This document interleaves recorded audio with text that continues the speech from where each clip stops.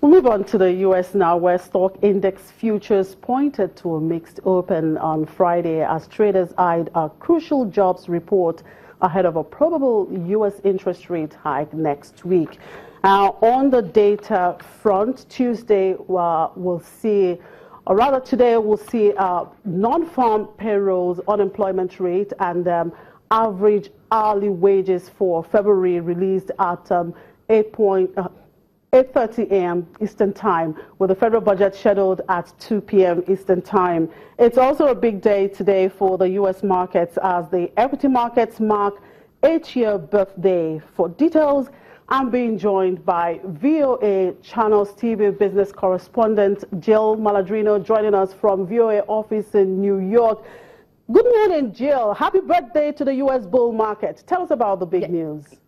Yeah, well, 8 years ago today, the S&P 500 closed at 676.53, which was the low close for the worst bear market in equities since the Great Depression. No one would have ever believed it possible at the time, but at 97 months old, this now ranks as the second longest bull market since World War II. On a percentage basis, though, both the 1950s and 1990s, bull markets saw larger percentage gains.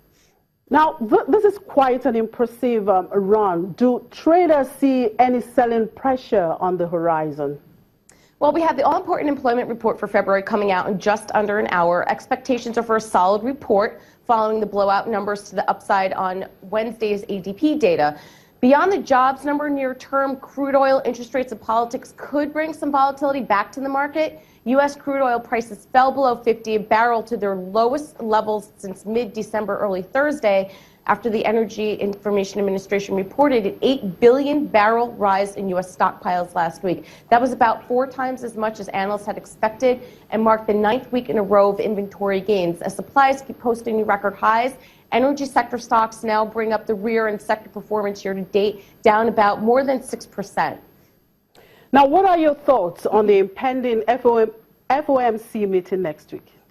Well, of course, all eyes will be on the Fed Wednesday, March 15th. Traders have essentially priced in a rate hike, so the risk is to the downside should the Fed not raise rates or if they raise them more than 25 basis points. And why shouldn't the Fed take up rates? The Fed has been crystal clear in telegraphing its dependency on data, and economic data has improved significantly.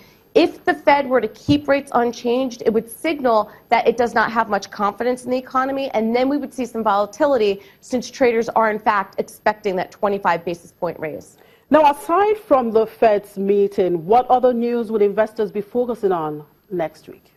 Well, of course, when Angela Merkel comes to visit President Donald Trump, that's certainly going to be in focus. We also have, in addition to the interest rate hike, we're going to have the debt ceiling vote on Thursday, and of course next Friday is equity option expiration. So you will see some volatility Tuesday, Wednesday, Thursday going into expiration on Friday. And of course geopolitical factors are really what's going to be driving this market in terms of volatility if we get any coming back into the market. Well, Jill, your day is just beginning. Just enjoy the rest of the day and of course your weekend. Right, we move on now to Asia. South Korean equities rose slightly amid growing political uncertainty after President Park Geun-hye's impeachment ruling. The benchmark KOSPI gained 0.3% after the Constitutional Court upheld a parliament vote made late last year to impeach Park. She will now leave the office immediately, and snap elections must be held within 60 days for her impeachment. The Shanghai Composite was down 0.13%, and the Shenzhen Composite gained 4 points.